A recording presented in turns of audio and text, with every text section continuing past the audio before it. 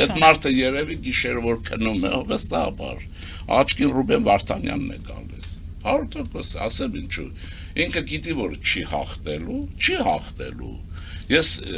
Արևիկից բան ասեմ, մարդ ասում է,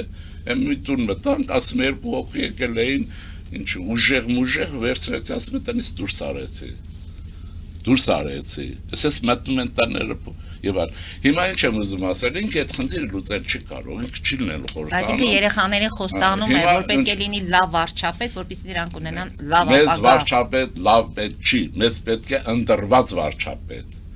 Քաղաքականությունը խորոխբոր սեղան չի, խաշի սեղան չի, լավված։ Ուրեմն մեզ պետք է ընտրված վարչապետ եւ լավագույն խորհրդարան, բազմակարծությամբ, ընդդիմությամբ եւ ռուսական սեգմենտի բացակայությամբ, որովհետեւ բազար չլինի այս ամեն ինչի նման։ Այդ պայմաններում